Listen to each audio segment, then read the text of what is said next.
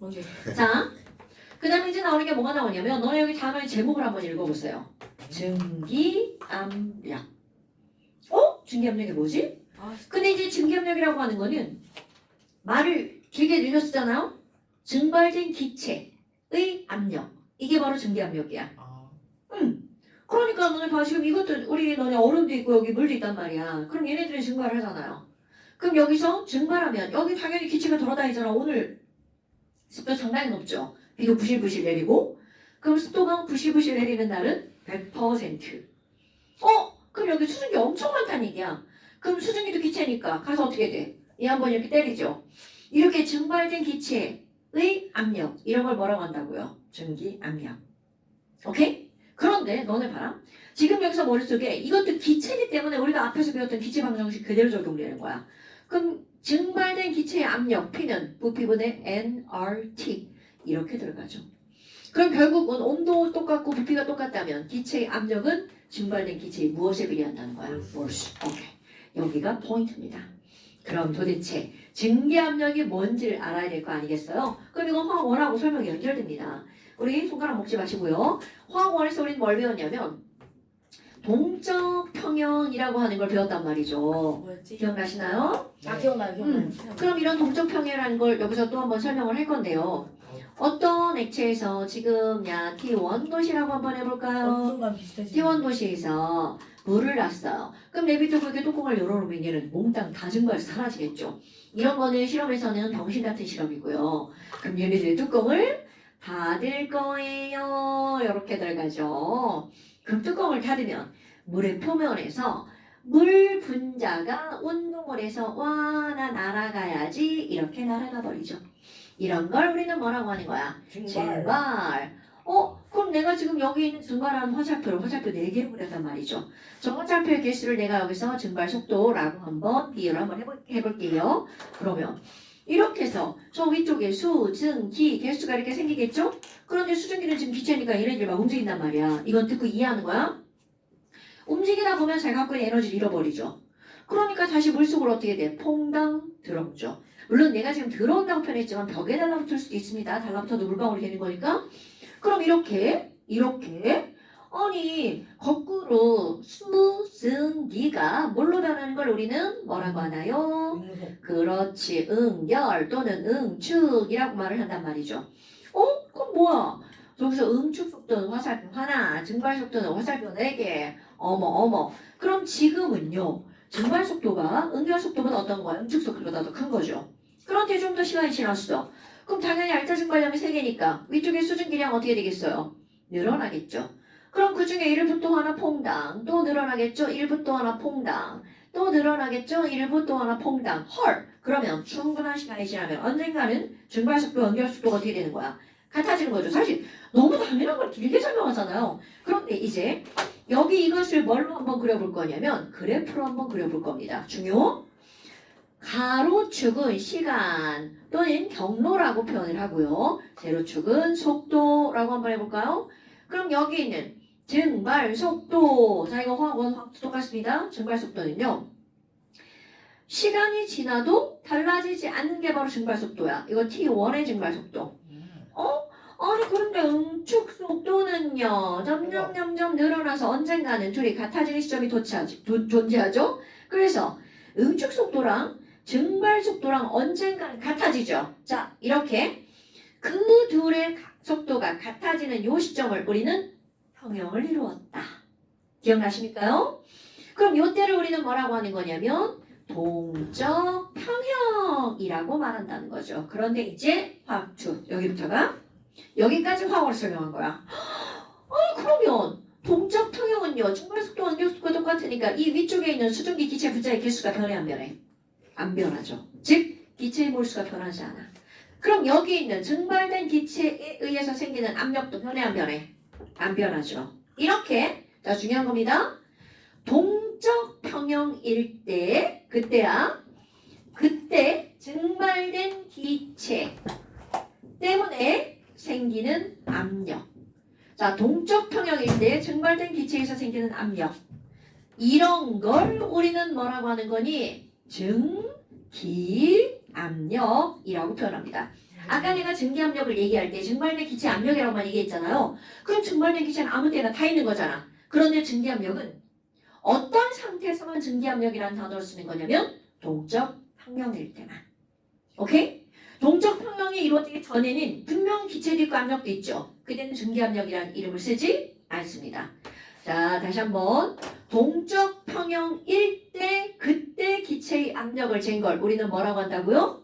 증기압력. 그런데 자, 화학원에서는 언급하지 않았던 증발 속도의 개념이 뭐냐라는 거야.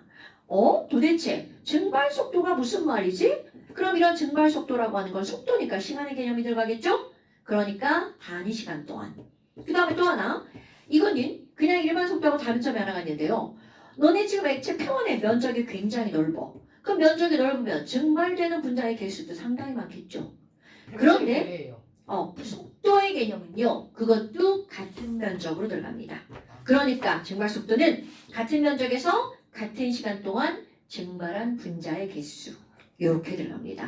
그럼 내가 여기다가 이제 우리 화투를 배우는 사람처럼 같은 면적에서 이렇게 그거를 뭐라고 하는 거야? 단위 면적에서 이렇게 하겠죠.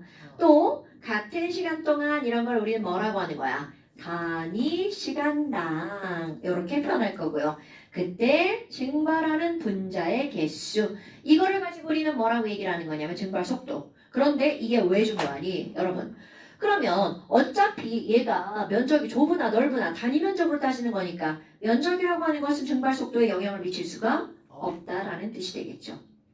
오케이? 시간도 마찬가지야. 긴 시간이든 짧은 시간이든 상관이 없죠. 단위 시간 동안이라는 말이 들어갔잖아. 그러니까 시간도 증발 속도에 영향을 주지 않겠죠. 그러면 도대체 증발 속도에 영향을 주는 요인은 바로 뭐냐라는 거죠. 어머. 아니 증발 속도가 크다라는 것은요. 얘는 잘 날아간다는 얘기잖아. 같은 시간 동안 날아가는 애들이 많다는 거잖아. 그러면 인력.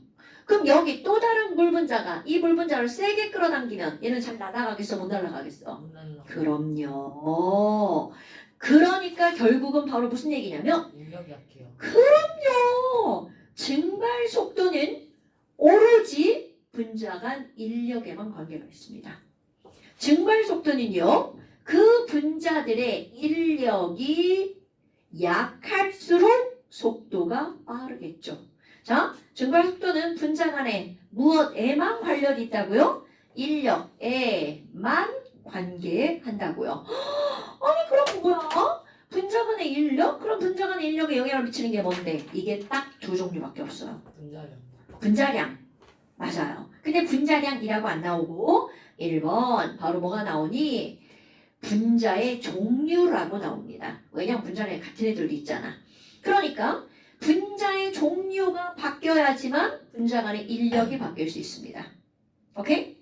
그러니까 지금 T1도시야. 물이냐, 에탄올이냐, 수증기냐 이거에 따라 달라지겠죠. 물이냐, 에탄올, 수증기냐. 자꾸 이게 수증기가 입에가지고 물이냐, 에탄올이냐, 기름이냐 이런 것이 바뀌어야지만 증발 속도가 바뀌는 거야. 그리고 또 하나가 있습니다. 똑같은 물이어도 온도가 높아지잖아요. 그럼 분자 온도 활발하게 하죠. 그러니까 분자 간 인력이 어떨까요? 낮아지겠죠. 오케이? 그러니까 지금 여기서는 분자의 종류에다가 바로 어떤 것까지 들어가는 거야? 온도. 자, 다시 한번. 증발 속도에 영향을 미치는 요인은 딱 몇 가지밖에 없다고요? 두 가지. 액체의 종류와 뭐밖에 없다고요? 온도 딱 요거밖에 없어. 그럼 내가 여기다가 이제 뭘 한번 그려볼 거니? 온도에 따른 물의 증기압력을 한번 그래프를 그려볼 거예요. 그런데 생각을 할 때 뭐가 있냐면 조금 아까 증발 속도는 내가 조금 아까 까만 거 T1도시 화살표 4개를 표현했죠. 그런데 이걸 T2도시로 만들 거야. 야 가열해야지 T2도시. 그럼 당연히 분자 운동이 활발해지죠. 그럼 잘 날아가는 거 사실 이거는 내가 이렇게 설명 안 해도 우리 일상에서도 물을 끓여서 온도를 높이면 날아가는 거 확 느껴지죠. 그러니까 더운 날 증발 겁나 잘하잖아. 그럼 겨울에 빨래가 말라? 잘 안 마르죠. 증발 속도가 작은 거야. 근데 더우면 더울수록 증발 속도가 커지죠. 왜? 분자 운동이 활발해지니까. 그러니까 결국 무슨 말이니? 이게 온도가 높아지면 T2 증발하는 화살표의 개수가 어떻게 된다는 거야? 많아진다는 뜻입니다. 어머나. 그러면 T2 한번 해볼까요? 되게 중요한 겁니다. T2 이렇게 갔어. 그럼 T2의 증발 속도는 여전히 시간에 따라 달라지지 않는다는 거죠? 그럼 이것도 동적 평형이 이루어질 때까지 가면 바로 이렇게 언젠간 동적 평형이 이루어지겠죠. 그럼 이제 차이점 볼까요? 여러분 맨 처음에 T1일 때 이건 빨간 그래프를 그릴게요. 시간. 자, 요 시점 봐봐. 요 시점에서 자 까만색만큼 증발해서 초록색만큼 응결했죠. 그러면 알짜 증발량은 요만큼이죠. 그럼 그 다음 시점에서 알짜 증발량이 요만큼이죠. 그 다음 시점 요만큼이죠. 그럼 이 각각의 시점에서 증발된 알짜 증발된 분자의 개수를 몽땅 다 더하게 하면 여기에 증발된 총 분자의 개수가 나오겠죠. 이거 수학으로 따지면 이런 걸 뭐라 그래?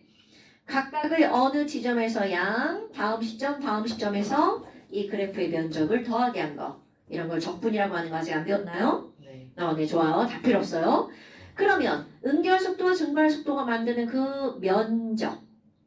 얘가 결국은 증발된 총 분자의 뭐에 비례하는 거야? 몰수에 비례하는 겁니다. 즉, 그 몰수는 결국은 뭐야? 증기압력이죠. 어머나. 그러면 지금 T1일 때 빨간 면적이고요. T2일 때는 초록색 면적이죠. 헐. 그럼 언제 증기압력이 훨씬 더 클 수밖에 없다는 거야. T2일 때 증기압력이 훨씬 더 클 수밖에 없다는 거죠. 그러면 자, 온도가 높아지면 증발 속도가 빨라지기 때문에 증기압력도 어떨 수밖에 없다는 걸 나타내는 거야. 커질 수밖에 없다는 걸 나타내는 거죠. 그래서 이런 걸 T1, T2, T3 온도를 점점 높여가면서 각 온도에서 면적을 다 측정을 합니다. 그래서 그것을 뭐라고 할 거니? 겁나 중요한 겁니다. 각각의 온도 T1, T2, T3 온도에 따른 물의 증기압력을 그래프로 나타나잖아요. 그러면 그렇지. 온도가 높아지면서 점점 높아지는 이런 그래프가 나타나는 거죠. 이런 걸 우리는 뭐라고 하는 거니? 자, 반드시 알아야 되겠죠? 온도에 따른 증기압력을 나타낸 그래프를 증기압력 곡선이라고 표현한답니다. 당연하게 얘기했죠? 자, 증기압력 곡선이란 어떤 액체의 온도에 따른 증기압력의 크기를 나타낸 그래프. 됐나요? 그럼 이게 물이야. 아니, 그러면 물 말고 물이랑 우리 술 알아? 술? 에탄올. 자, 세민아. 물이 증발이 더 잘 돼? 에탄올이 증발이 더 잘 돼? 에탄올. 그럼 얘네들은 내가 여기다가 증발 속도가 누가 더 빠르다고 쓰는 거야? 에탄올이 더 빠르겠죠? 아니 그러면 증발 속도가 에탄올이 빠르니까 당연히 똑같은 시간 동안에 증발하는 분자 수가 에탄올이 더 많죠. 그러면 같은 온도에서 증기압력은 누가 더 클 수밖에 없다는 거야? 에탄올이 더 클 수밖에 없다는 거죠. 그럼 여기다 에탄올의 증기압력 그래프를 그려볼 거야? 그럼 여기 있는 물보다 위쪽이 그려질까? 아래쪽이 그려질까? 이런 거죠. 그러면 분명히 똑같은 온도. 야, 여기는 T1이라고 할 거야. 그럼 T1에서 에탄올의 증기압력은 물보다 어떻다는 거야? 더 높은 곳에 있어야 되겠죠. 그러니까 와우 이렇게 나오죠? 그래서 이제 문제에서 맨날 비교가 나오는 거야. 이렇게. A하고 물하고 증기압력은 누가 더 큰 거야? 이렇게 맞죠. A의 증기압력이 물보다 더 크겠죠. 그럼 이제 그 다음 자, 증기압력이 물보다 더 크겠죠. 그럼 그 다음 그래서 A가 그러면 증발이 잘 된 거잖아. 그럼 증발이 잘 된 건 분자간 인력이 약한 거야 강한 거야? 잠깐 다시 말해주세요. 난 생각했구나. 이 순간 안 들렸어. 증발이 잘 된 건 잘 날아간 거죠? 네. 인력이 약해서 잘 날아간 거야? 강해서 잘 날아간 거야? 약해서요. 당연하죠. 그러니까 그 다음 물이 뭐겠어? 그래서 얘네들의 분자간 인력은 누가 더 큰데? 물. 그럼요. 그럼 분자간 인력과 보일링 포인트가 비례하죠. 그럼 얘들의 끓는 점은 누가 더 높을까? 네. 그럼요. 이렇게 가는 거야. 그런데 끓는 점이라는 거죠. 끓는 점의 정의를 내립니다. 성찬아, 끓는 점이 뭐예요? 끓는 점이요. 정답. 맞췄네. 뭐 그런 거 쳐다. 졸라 뭐? 그런 눈으로 쳐다봐요? 아니 끓는 점 맞잖아요. 겁나 싸가지 없는 대답이라 그렇죠. 아 죄송합니다. 5가지가 필요하지. 네, 끓는 점 맞지 않아요? 자, 오늘은 저렇게 대답을 해도 내가 뭐라고 안 하겠지만 다음 시간에 저렇게 대답하면 질량이가 춤을 출 수도 있어요. 질량이 왜 춤을 춰요? 질량. 이 질량이가 춤을 추면서 곡소리가 나겠죠. 이렇게 이렇게 이게 질량이에요. F는 MA라고 질량이로 맞으면 F가 생기죠. 선생님 저 왜 때린 거예요? 네 반응이 재밌어서. 화장실 갔다 오면 안 돼요? 안돼! 아니 쉬는 시간 아니라 그냥 갔다 오면 돼요. 안돼 지금 이거 조금 더 해야 돼. 야 이렇게 이거 똥 싸고 안 닦은 것처럼 그렇게 움직이면 안 되지 이 새끼야. 쌤 좀만 참아. 합시다 계속. 좀만 참아. 나쌀 것 같은데 진짜. 안 싸. 걱정하지 마. 조금만 싸서 말려. 아니 그런 거 하지 말고 조금만 참아. 자, 그래서 바로 뭐가 나오는 거니? 끓는 점이 모양할 때는 끓는 점이요. 이렇게 말하는 졸라 싸가지 없는 저런 건 다음 시간부터 하면 안 됩니다, 여러분. 근데 그러면 도대체 끓는다는 말은 무슨 말이니? 라는 거야. 상태 변화. 여러분. 액체가 끓는 점이라는 증발하기 건요. 시작하죠. 자, 이 위쪽에서 증발된 기체가 액체 표면을 누르고 있죠? 네. 그리고 또 날아가려고 하는 날아가려는 기체 분자의 개수가 똑같죠? 그럼 결국은 날아가려고 하는 이것과 누르는 것이 똑같아. 그럼 여기다가 온도를 조금만 높이면 그 순간부터 되겠어. 확 끌어나가겠죠. 그래서 끓는 점의 정의를 뭐라고 하는 거니? 얘가 날아가려는 힘, 이런 걸 우리는 증발되는 기체의 힘이잖아요. 그게 증기압력이죠. 그럼 이 증기압력과 바깥쪽, 요 물 바깥쪽에 있는 모든 기체는요. 종류 불문 우리는 그걸 대기라고 합니다. 대기. 오케이? 그러니까 자, 나가려는 힘, 누르는 힘이 같을 때 그때 그 시점을 우리는 뭐라고 하는 거니? 끓는 아. 온도라고 하는 겁니다. 그때의 온도. 자, 끓기 시작하는 건 언제 끓기 시작하니? 나가려는 거 정확하게 변합니다. 액체가 나가려고 하는 압력을 증기압력. 바깥쪽에 있는 기체가 누르는 압력을 대기압. 그러니까 액체의 증기압력과 대기압이 같을 때 끓기 끓는 시작합니다. 온도. 오케이, 그때의 온도를 뭐라고 하는 거야? 끓는 점. 온도. 자, 그래서 끓는 점의 정의는 반드시 기억하셔야 됩니다. 이거는요, 정의를 정해놓고 공부를 하는 거기 때문에 반드시 기억하셔야 됩니다. 자, 끓는 점이란 나가는 힘, 나가는 압력 이런 걸 우리는 뭐라고 한다고요? 액체의 증기압력과 대기압이 같을 때, 아이고 과자를 써야겠네. 자, 액체의 증기압력과 대기압이 같을 때 그때의 온도를 뭐라고 부른다고요? 끓는 점. 끓는 점이라고 부른다고요. 자, 이거 정의야. 이 정의를 그대로 저기 있는 그래프에다가 갖다가 집어넣을 거야. 말 그대로 합니다. 액체의 증기압력과 대기압이 같을 때죠. 이 말을 여기다 그대로 쓸 거야.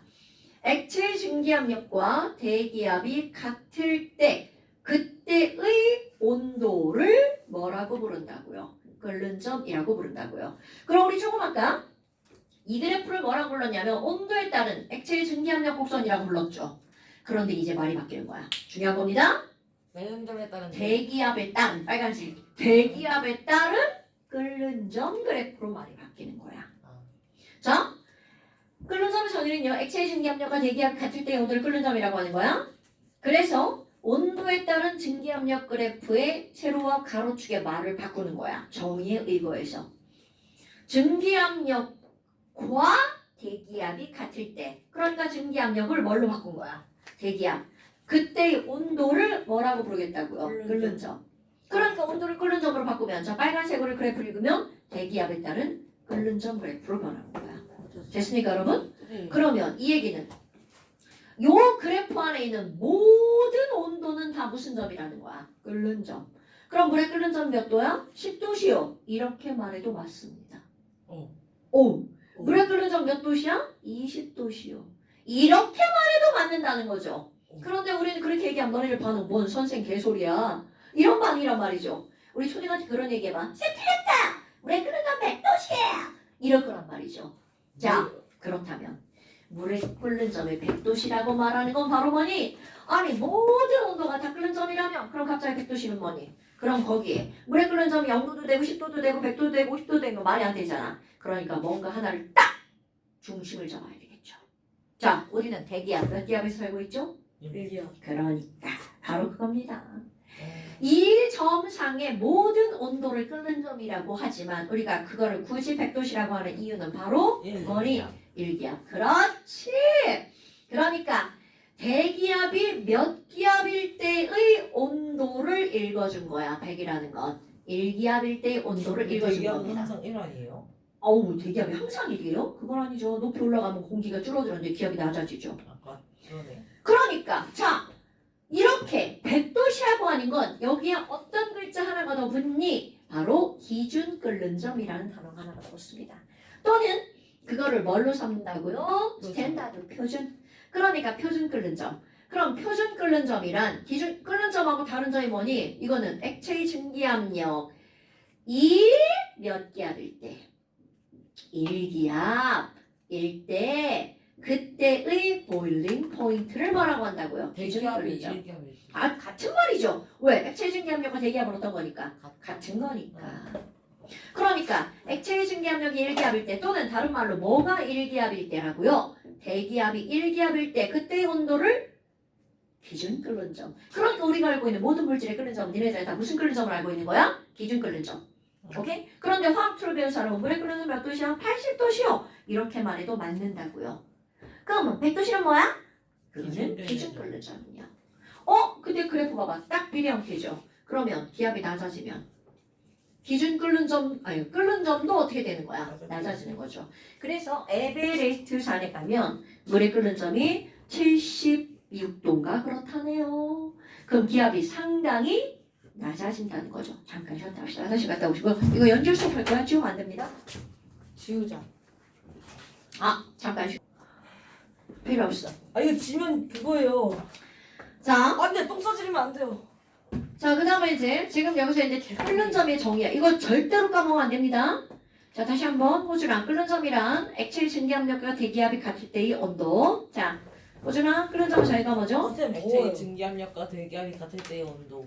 태민아, 끓는 점은요? 제신기압력과 대기압의 같은 온도. 성찬아, 기준 끓는 점이 뭐예요? 기준 끓는 점이란 액체의 증기압과 대기압이 같을 때 제가 할게요. 점에서 1기압일 때 BP. 그러니까. 액체의 증기압 중간 이 1기압일 때 끓는 점. 중간에 오케이. 인정했어. 그러니까 지금 여기서 이제 우리 여기서 끓는 점이 누가 더 높아? 이거는 당연히 기준 끓는 점을 묻는 거겠죠. 됐나요, 여러분? 어머, 그럼 너네 봐봐. 아니 지금 이거는요. 액체의 증기압력과 대기압이 같을 때 온도를 끓는 점이라고 전제를 내렸잖아? 그러면 우리 이런 걸 한번 생각해볼까? 지금 대기압은 몇 기압인가요? 1기압. 1기압으로 누르고 있죠? 그럼 현재 온도 그냥 20도라고 한번 해볼까요? 그럼 20도에서 지금 현재 물이 끓어 안 끓어? 태민아 너 왜 실실 쪼개고 그래? 지금 물 끓어 안 끓어? 지금 25도야 20도야 지금 현재 물 끓어 안 끓어? 안 끓어. 안 끓죠? 그럼 안 끓는 이유는 바로 뭐냐면 액체의 증기압력이 대기압보다 더 어떻기 때문이야? 작기 때문이죠. 그럼 끓이는 방법 두 가지죠. 온도를 자, 높여요. 끓이는 건 얘네 둘을 같게 만드는 거잖아. 온도를 높여요. 그렇지. 온도를 높여서 증기압력과 대기압을 같게 만들던가. 기압을 낮춰요. 그럼 기압을 낮춰서 보일이 없어. 대기압과 증기압력이 같게 만들던가. 아 보일이 아니라 그러니까 시압을. 결국은 무슨 얘기야?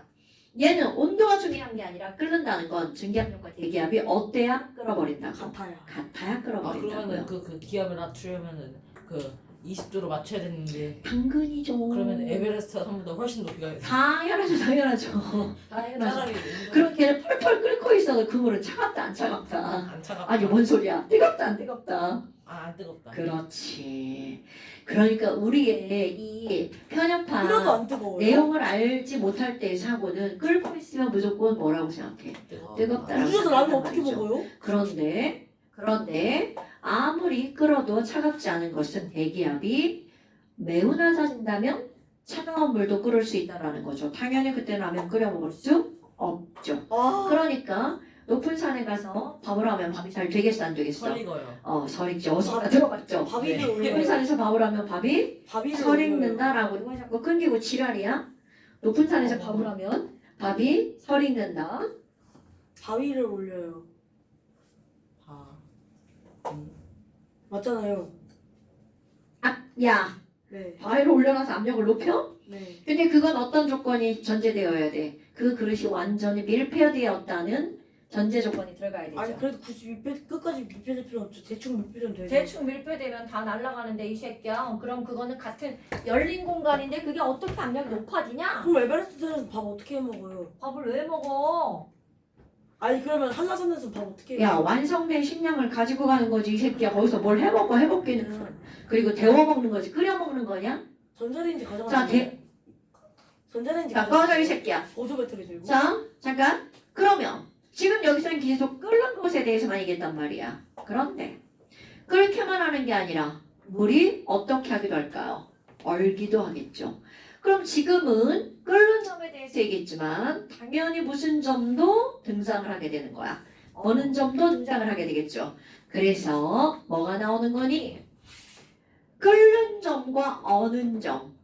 압력에 따른 끓는 점만 나타내는 게 아니라 대기압에 따른 뭐까지 나타내주는 거야. 어느 점까지 나타내는 그래프가 있습니다. 그래서 야 1기압인데 20도씨야. 그러면 물이야 얼음이야 수증기야? 다시 말해주세요. 다시 말해주세요. 아 귀에 안 들렸어요 방금. 아 선생님 좀 목소리 웅얼거렸어요. 아 귀에 닥쳐 이 새끼야. 귀에서 삐 소리 났어요. 자 1기압인데 20도씨야. 그러면 물로 존재하나 얼음으로 존재하나 수증기로 존재하나? 물. 당연하죠. 맛있게. 1기압인데 영하 2도씨야.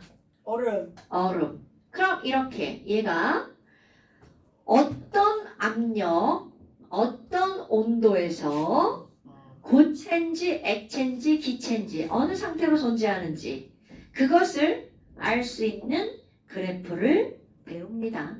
그런 걸 우리는 뭐라고 하는 거니? 세 가지 상태를 나타내는 그래프. 상평형 그림이라고 말합니다. 상평형 그림은 어떤 온도와 압력에서 물이 자 중요한 거야. 고체로 존재할지 액체로 존재할지 기체로 존재할지. 자 저거 어때요? 똑같은 그래프죠? 근데 여기에 하나가 더 들어갑니다. 바로 이렇게 생긴 이상한 그래프 하나가 들어갑니다. 그럼 너네 면이 몇 개로 자연스럽게 쪼개진 거야? 3개. 그렇지. 그럼 그 세 개의 면으로 쪼개지는 건 바로 세 가지 상태를 나타내는 겁니다. 그런데 너네 봐라. 온도가 가장 낮은 쪽에 분포하는 곳은 고액 기중에 뭐겠어요? 고. 당연하죠. 이게 고체 상태입니다. 그럼 가운데 분포하는 건 뭘 거예요? 액. 그럼요. 그리고 가장 넓은 영역 분포하는 그리고 온도가 가장 높은 곳에 분포하는 이것은 뭐가 되는 거야? 기. 이렇게 되는 거야. 그렇다면 자 우리 이 그래프를 나눌 때 어떻게 하는 거니? 액체가 요 그래프만 넘어가면 후딱 넘어가면 뭘로 변하는 거야? 기체로 변하죠. 그래서 이거를 내가 무슨 곡선이라고 할 거냐면 기체로 변하는 곡선, 기와 곡선. 다른 말로 표현하면 이거는 끓는 점 곡선이 되겠죠. 사실 가장 정확한 말은 바로 어떤 거니? 액체의 증기압력 곡선입니다. 오케이? 자, 이 그래프를 뭐라고 한다고요? 액체의 증기압력 곡선이라고 말합니다. 자, 이제 기호를 한번 써볼까요? 가운데 지점을 내가 T점이라고 할 거고요. 여기를 이거를 A, 이거를 B, 이거를 C 이렇게 한번 해볼게요. 그러면 이 그래프를 내가 뭐라고 하겠어? 야, AT 곡선이네 이렇게 말을 할 겁니다. 그럼 AT 곡선 봐봐. 야 이거 뭐야? 액체가 요 선만 넘어가면 끓어버리는 거죠. 그러니까 이를 끓는 곡선이라고 한다고 했어. 어머, 똑같은 거네. 맞습니다. 그럼 여기 어딘가 이렇게 일기압선을 그림을 그립니다. 일기압 760mm HG겠죠? 쭉 갔어. 그럼 여기 있는 끓는 곡선과 만날 때의 온도를 읽으면 이게 바로 몇 도시라고요? 100도씨. 100도씨? 이 100도씨를 무슨 끓는 점이라고 읽어준다고요? 기준 기준 끓는 점. 오케이. 자, 그렇다면 여기 있는 이 BT 곡선도 한번 볼까요? 그럼 BT 곡선은 뭐야? 어떤 얼음이 이렇게 있는데 BT 곡선만 넘어가면 뭘로 바뀌어? 영도. 뭘로 바뀌죠? 그러니까 이거를 우리는 무슨 곡선이라고 얘기하는 거니? 융해 곡선 또는 다른 말로 BT. 녹는 점 곡선이라고 말하겠죠. 오케이? 어머나. 아니 그러면 여기 이 온도가 몇 도신데요? 이렇게 말하면 우리가 알고 있는 몇 도? 0도. 이것도 역시 기준 어느 점 되겠죠. 그런데 자, 이 두 그래프를 비교할 거야. 여기 있는 이런 AT 곡선은요. 비례 형태의 그래프죠. 그럼 이 말은 높은 산에 가서 밥을 하면 밥이 서리는 이유죠. 아까 얘기한 거야. 높은 산 압력이 낮아지잖아요. 그럼 끓는 점 그래프가 여기가 있죠. 그러니까 물이 100도씨에서 끓는 게 아니라 더 낮은 온도에서 끓죠. 그러면 쌀 안에까지 물이 도달할 수 없다는 뜻입니다. 그러니까 안에는 쌀이고 바깥쪽에 뭐 밥이니까 생쌀, 설익었다라고 하죠. 그런데 압력밥솥에서 밥을 하면 이런 말 어디서 들어봤죠? 자, 압력밥솥에 밥하면 밥이 어떻게 되나요? 버리고요. 예? 아니 제가 야, 개주설 있고 개주설 있는 거야? 집에 막 압력밥솥은 병신이야? 맛있어져요. 맛있어져요. 자, 압력밥솥에 밥을 하면 밥이 맛있다는 개인적인 견해고요. 우리 딸은 싫어합니다. 맨미밥은 솔직히 맛있긴 해. 그거는 개인적인 견해고. 그러면 개인적인 견해가 아니라 객관적인 견해는 바로 뭐니? 아까 높은 산에 밥하면 밥이 서익었죠. 네. 그거는 물이 너무 낮은 온도에서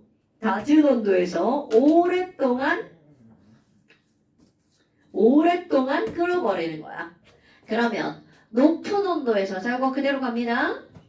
압력이 증가를 하게 되면 끓는 점 그래프가 이렇게가 있죠.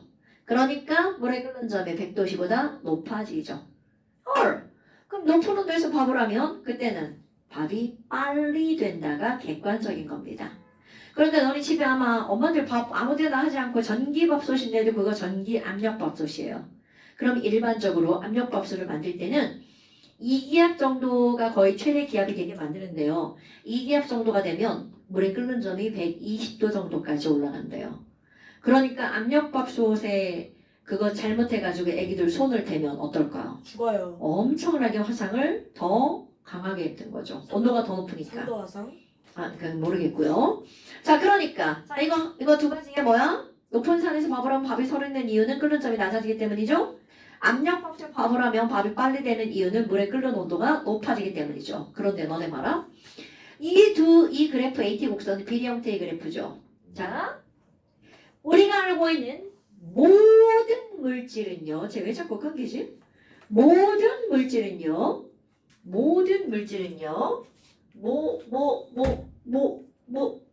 안 끊기는데요? 계속 끊기잖아. 자, 모든 물질은 이거요. 이거 왜 자꾸 끊기고 지랄이야? 너 이상하다고 지금 반항하는 거야? 쌤이 왕관 껴갖고 눈뽕대라고 부른 거 아니에요? 쌤을 싫어하나 봐요. 그니까요. 지랄하네. 자, 다시 한번 얘기합니다. 쌤 질문이 내가 지금 물의 세 가지 상태를 나타내는 상표형 그림만 그렸잖아요. 우승이가 질문이 있대요. 자, 모든 물질의 하나, 둘, 셋 상표형 그래프는요. 요거 하나만 빼고 다 비례 형태의 그래프입니다. 그러면 이 말은 무슨 말이니? 이제 비교에서 하나가 나옵니다. 옆에 조그맣게 이산화탄소의 상표형 그래프를 그리잖아요. 그럼 얘네들은 요렇게 됩니다. 그럼 고체, 액체, 기체는 똑같아요. 그런데 고체, 액체, 기체 보니까 세 개의 그래프 영역이 뭐야 이게? 세 개의 그래프 영역이 나오잖아요. 하나, 둘, 셋, 다 비례 형태죠. 그럼 여기도 비례 형태인데 누구만 반비례 형태야? 얘만 반비례 형태죠. 자, 다시 말합니다. 모든 물질들 중에서 상표형 그래프에 반비례 형태를 나타낸 것은 물의 어느 점 곡선밖에 없습니다. 왜지? 자, 그러면 지금 여기 있는 얘네들은 바로 무슨 말이니? 지금 0도씨 1기압입니다. 그런데 0도씨 1기압에서 압력을 낮추면 오히려 어느 점은 어떻게 된다는 거야? 높아진다는 거죠. 됐나요? 오케이? 됐어요? 네. 자, 그러면 이런 것들 때문에 이제 어떤 형태가 나타나니? 여러분, 자, 연아 언니가 스케이트를 타려고 준비를 하고 있어요. 난 스케이트장은 안 가봤지만 스케이트장 가봤나요? 아마 졸라 추울걸요? 맞아요. 거기가 추운 이유는 얼어 있어야 스케이트를 탈 거 아니겠어요? 그런데 스케이트를 탄다는 건 미끄러진다는 거죠. 미끄러진다는 거죠. 그럼 얼음 자체가 미끄러울까요? 네. 아닙니다. 얼음 자체는 미끄럽지 않습니다. 그럼 얘가 미끄러우려면 바로 어떤 거니? 얼음, 왔어? 잘 들어와. 끊긴다. 네. 얼음 자체가 미끄러운 게 아니라 얼음 위에 물이 생기잖아요? 그럼 마찰력이 현저하게 줄어들어서 미끄러집니다. 그러니까 너네 봐봐. 아니, 눈 아파서 여름에 너 얼음을 이렇게 손으로 잡았어. 그러면 얼음 미끄럽지 않아요. 그런데 손으로 꾹 눌러서 물이 생기면 그때 쭉 미끄러지죠. 이거 되게 중요한 겁니다. 그러면 연아 언니가 스케이트를 타려면 그냥 얼음이 아니라 그 스케이트 날과 얼음 사이에 뭐가 만들어져야 돼? 물이 만들어져야 되죠? 자, 그 원리가 바로 이 그래프입니다. 매우 중요한 거야. 지금 현재 연아 언니가 스케이트를 신고 그냥 가만히 있으면 얼음이죠. 언니가 그런데 이렇게 일어나는 순간 스케이트 날이 얼음을 꾹 눌러서 뭘로 변할까요? 자, 어느 영역으로 가버렸어요? 물의 영역으로 가버리죠. 오케이? 엄청 중요한 겁니다. 자, 얼음에서 스케이트를 신고 일어나는 순간 압력이 엄청나게 커진다는 거 알아볼라. 그건 다 알죠. 네. 참, 너 아이스하키 한다고 하지 않았어?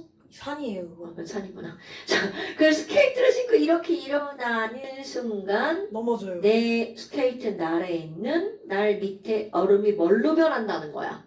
물로 변한다는 거죠.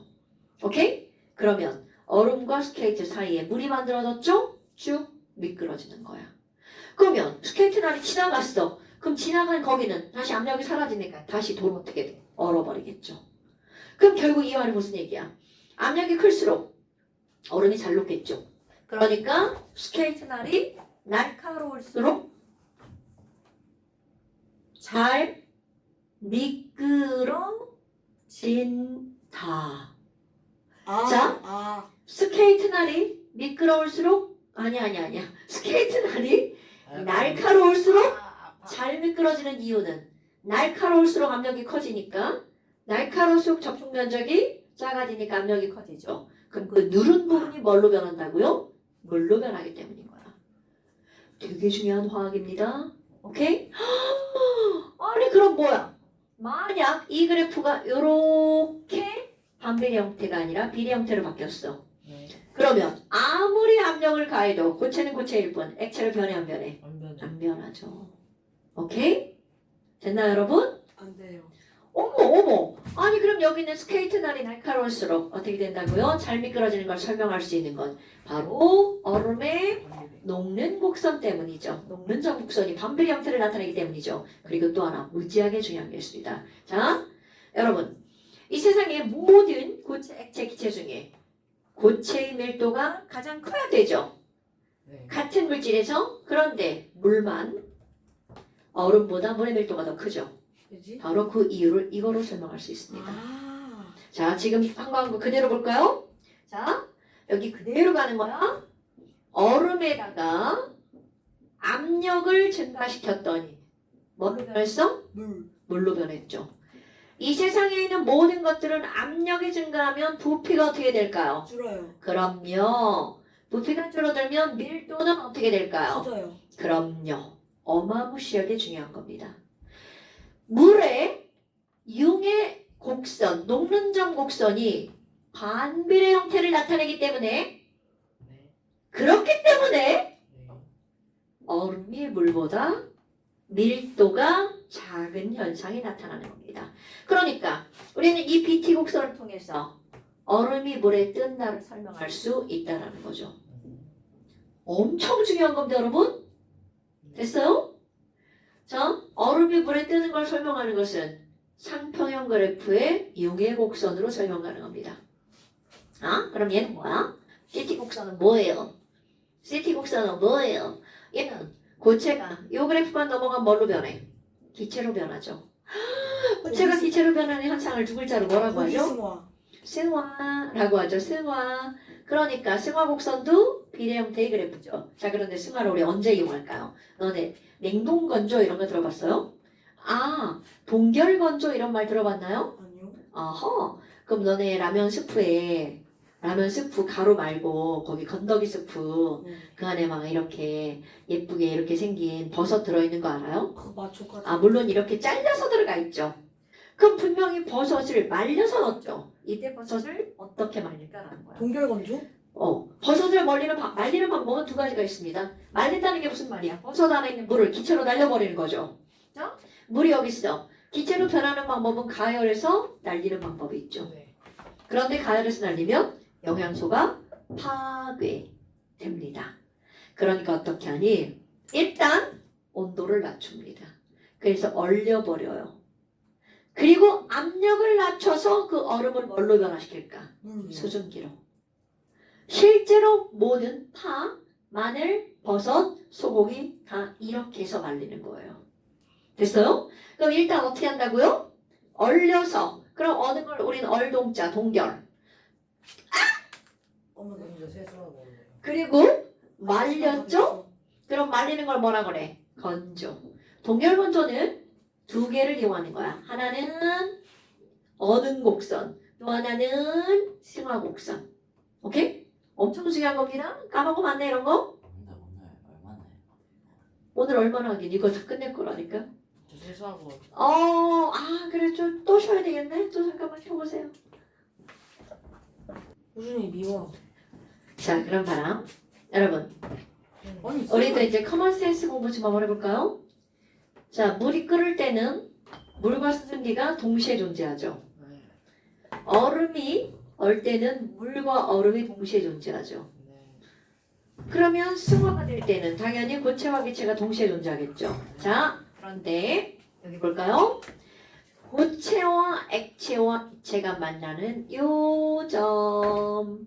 그럼 여기는요. 고체, 액체, 기체 세 가지 상태가 함께 존재하는 곳입니다. 그래서 이것을 우리는 뭐라고 하는 거니? 자, 용어 아셔야 됩니다. 고액기가 함께 존재하는 이때의 온도와 압력을 삼중점이라고 말합니다. 저 알아요. 자, 삼중점이란 고체, 액체, 기체가 어떻게 한다고요? 공존할 때의 온도 압력. 그럼 이때가 얼음일 때, 물일 때 수증기 함께 존재하는 거죠? 온도 0.01도씨예요. 안 해도 돼? 압력은 0.006기압. 이거 외우는 거 아니야? 자, 0.01도씨 0.006기압에서는 태민이 자꾸 이렇게 실실 쪼개지? 자, 0.01도씨 0.006기압에서는요. 삼중점이라 불리우는 상태가 있습니다. 그런데 이게 엄청나게 중요한 건데요. 이산화탄소의 상평형 그래프를 그리면 다음 시간에 이거 두 개 그려갈 겁니다. 시험에 나옵니다. 이산화탄소의 상평형 그래프를 그리잖아요. 물과 엄청난 차이. 첫 번째 바로 융의 곡선의 기울기가 다르죠? 그 다음에 또 하나가 있습니다. 자, 이산화탄소는 삼중점의 압력을 표시할 겁니다. 자, 이산화탄소는요. 삼중점의 압력이 5.1기압입니다. 이거 외울 거예요, 여러분? 자, 이산화탄소는 삼중점이 5.1기압. 아니 물도 안 해요. 그럼 여기 물은 안 해옵니다. 이산화탄소 외울 겁니다. 그럼 이산화탄소의 삼중점의 온도는 몰라도 돼요. 그냥 영하 50 몇 도. 이렇게만 기억해도 됩니다. 자, 그런데 이게 왜 내가 이걸 외우라고 하는 거니? 여러분, 우리는 지금 몇 기압에서 살고 있죠? 일기야. 그럼 1기압에서 온도를 높이고 낮추면 고, 액, 기, 액, 고 세 가지 상태를 다 거치죠. 그런데 여기로 와볼까요? 5.1기압이 삼중점인 이산화탄소는 우리가 살고 있는 1기압의 상태에서는 온도를 높이고 낮추면 고기만 왔다 갔다 합니다. 그럼 우리가 살고 있는 현재의 압력에서는 이산화탄소 액체를 관찰할 수 있다 없다? 없다. 없다. 그럼 이산화탄소는 오로지 고기의 상태 변화만 관찰할 수 있죠? 이렇게 고체에서 기체, 기체에서 고체만 상태 변화하는 거. 이런 거를 우리는 무슨 물질이라고 할까요? 승화성 물질이라고 하는 겁니다. 자, 승화성 물질이란 중학교 1학년 과정에 승화가 되는 물질. 자, 드라이아이스 말고 뭐 하나 알고 있나요? 이산화탄소요. 이산화탄소가 드라이아이스라고요? 알겠어요. 자, 드라이 아이스 말고 뭐 알고 있나요? 김치찌개요. 드라이 아이스 말고 뭐 알고 있나요? 아는 게 없어? 이런 무식한 새끼들. 저거 밑으로 갈수록 압력이 낮아지는 거죠. 어디. 저기 대기압 저거 그래프에서 밑으로 갈수록 압력이 낮아. 네, 맞아요. 드라이 아이스 저기 말고 일기압이 과산화수소. 여기가 1기압이고 여기가 0.006기압이라니까? 과산화수소. 너 뭐야, 여기. 아, 박태가, 너 딴 생각했지, 너. 6기압인 줄 알았어요. 저. 아, 지랄하네. 0.006기압이지. 과산화수소요. 그럼요, 지금 여기는 이 이산화탄소는요. 5.1기압이 정수점이죠? 우린 1기압에 살고 있죠? 그러면 승화성 물질이란 드라이 아이스 3중점이 1기압보다 높으면 승화성 물질이라고 아이스. 한다고요. 자, 다시 드라이 승화성 물질이란 뭐가 1기압보다 높은 물질이라고요? 3중점이 1기압보다 높은 물질은 가열하면 액체 상태를 거치지 않고 곧바로 뭘로 변한다고요? 기체 기체로 변한다고요. 그럼 3중점이 1기압보다 높은 물질에 얘네들이 알고 있는 게 바로 뭐가 있는 거야? 이산화탄소가 있다는 뜻이죠. 그리고 하나 더 알고 넘어갈까요? I2, 아이오딘. 아이오딘. 그리고 또 하나 석시발. 나프탈렌 들어갑니다. 자, 드라이 아이스, 웨트 아이스 아이오딘, 나프탈렌. 오케이? 드라이 아이스, 나프탈렌, 아이오딘. 요 정도는 과학을 배운 사람이 기본입니다. 승화성 물질은 드라이 아이스, 아이오딘, 나프탈렌. 드아나, 나드아. 나드아? 나프탈렌, 드라이 아이스. 아이오딘. 아이, 그냥 외우라고 이 새끼야. 나다를 어떻게 외워요? 3중점이 1기압보다 높은 물질을 뭐라고 한다고요? 승화성 물질. 그거에는 뭐가 있다고요? 드라나 드라이 아이스, 아이오딘, 나프탈렌. 됐어요? 오케이? 이런 거 까먹으면 안 돼. 자, 그래서 이게 지금 어디냐면요. 60쪽 숙제예요. 자, 제일 숙제 어디라고요? 60페이지. 그다음에 색이에요 검은색이에요? 지금 어디까지 너네들이 숙제를 할 수 있냐면요. 아 너무 많아요 볼 거예요 지랄하네. 자, 67, 68에 90, 11, 12 얼마 안 됩니다. 자, 67, 68페이지 9번부터 12번까지 문제 몇 개 안 되죠? 그런데 여기서 끝나지 않아요. 너 책 집어넣는 저 센스 봐라. 저 새끼 봐라. 잠깐만요 자, 태민아 고마워. 똑똑하네. 9, 10, 똑똑한 줄 알았지. 11, 12. 역시 태민이. 태민아 너 근데 숙제 자, 여기서 끝나지 않아요? 지금- 안 접어도 어떻게서 영상 보면서 아니. 봐요 자, 그거. 엄마가 여행 아니 여행 가면 엄마한테 문자를 보내야지 그거. 아니 문자를 보내는 게 지나간 자, 거야. 184부터 노시나 보지. 184부터 187까지. 쌤한테 괜히 그 문자로 보냈어 메시지. 184부터 187까지. 너무 많아 신태민, 찍어. 여기 뜬금없이 이거 뭐냐고 물으면 안 돼. 이거 지금 두 단어를 한꺼번에 설명한 거 이렇게 길게 설명한 거야. 선생님, 머리 치워주세요. 페이지. 이거 먼저 숙제. 자, 그 다음에 잠시 펴보세요. 머리를 치워주세요. 지금 선생님 이걸 쓰고 있는데 선생한테 비키라고 하는 게 말이 돼, 안 돼? 요새 너무 이쁘세요. 닥쳐, 이 새끼야. 뒤에 있는 NCT 성창과 자, 이 경찰은 씨. 있어. 그래 이번에 잠시 안 보내면 집에 안 보내고 남길 겁니다. 네 잠시 보내세요. 자, 이쪽.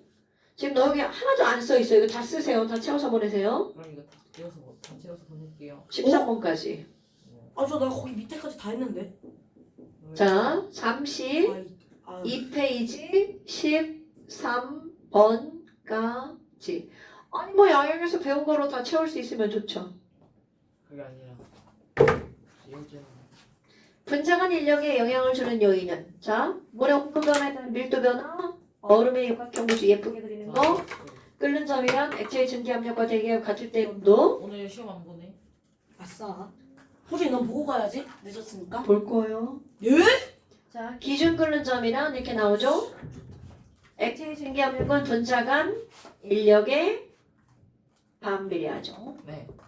나 분자 골라봤어. 분리력에 영향을 주는 요인은 온도와 액체의 종류뿐이라고요. 분자 종류. 네. 물과 에탄올의 온도에 따른 증기압력 곡선을 한번 그려보세요. 물과 에탄올. 그래서 이렇게 항상 기준 끓는 점. 자, 이렇게 표시하시고요. 여기 100도시죠? 에탄올 끓는 점 몇 도신지 아나요? 76. 78.5도. 곡선 대합 정도는 물과 이산화탄소의 상평형 그래프를 그리세요. 그러면 이산화탄소에 뭐를 표시해 주라고요?